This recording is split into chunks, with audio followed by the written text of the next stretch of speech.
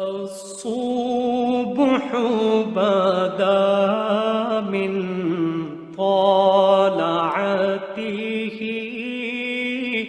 واللیل دجا بسم اللہ الرحمن الرحیم۔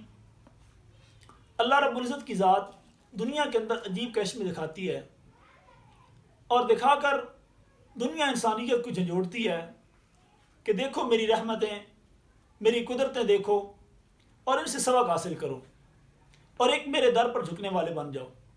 انسان اگر پھر بھی سبق حاصل نہ کرے تو اس سے بڑا بیوقوف کون ہو سکتا ہے؟ ہمارے ایک بڑے بزرگ ہیں شیخ الاسلام حضرت مولانا مفتی محمد تقی عثمانی صاحب، وہ فرماتے ہیں کہ میں افریقہ کی سفر پر تھا اور ٹرین کا سفر کر رہے تھے، راستے میں ایک جگہ پر ٹرین خراب ہو گئی، مسافر باہر نکلے اور آگے پیچھے گھومنے لگے۔ وہاں بیٹھے بیٹھے میری نظر پڑی، ایک بڑا خوبصورت پھول لے رہا تھا، میں اس کی طرف لپکا، جب اس کے قریب پہنچنے لگا تو میرے میزبان نے مجھے للکارتے ہوئے کہا، روکا کہ حضرت اس کو ہاتھ نہ لگائیے گا۔ میں رک گیا کہ شاید یہ کسی کی ذاتی چیز ہے اس لیے مجھے ہاتھ لگانے سے منع کر رہا ہے۔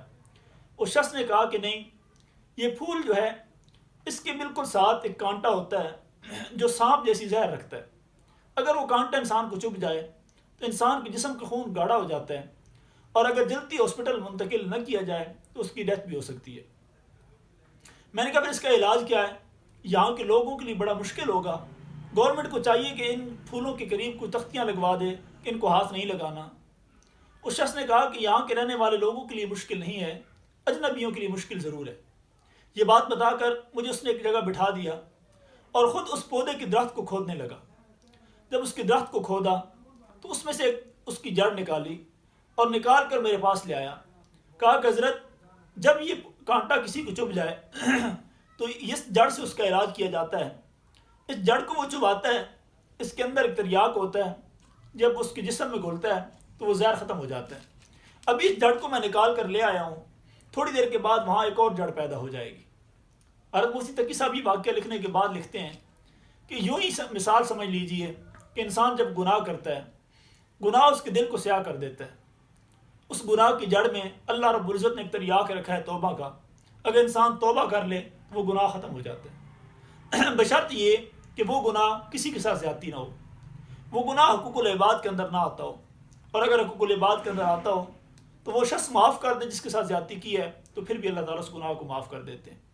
تو میرے بھائیوں، اگر ہم میں سے کسی کے ساتھ کسی سے کوئی گناہ ہو جائے تو ہمیں چاہیے ہم فوراً توبہ کریں اور اپنے گناہ کا ازالہ کریں، اللہ تعالیٰ سے معافی مانگیں۔ کیوں؟ سید آدم علیہ السلام سے جب غلطی ہو گئی، انہوں نے جنت کے اندر جب وہ درخت کھا لیا تو فوراً اللہ تعالیٰ سے ہم کلام ہوئی اور اللہ تعالیٰ سے معافی مانگی۔ شیطان سے بھی یہی غلطی ہوئی لیکن وہ مغرور ہو گیا، آدم علیہ السلام کی توبہ اللہ تعالیٰ کی ذات نے قبول کر لی اور شیطان کو لعین اور مردون کر کے ہمیشہ ہمیشہ کے لیے اس کو ذلیل کر دیا۔ تو میرے بھائیوں، ہمیں چاہیے ہم انبیاء کی سنت کو اپنائیں اور اگر گناہ غلطی سے ہو جائے تو فوراً توبہ کریں، اللہ تعالیٰ کے سامنے عاجزی اور انکساری کریں، شیطان کی طرح مغرور نہ ہو۔ اللہ ہمیں عمل کرنے کی توفیق عطا فرمائے۔ وآخر دعوانا الحمدللہ۔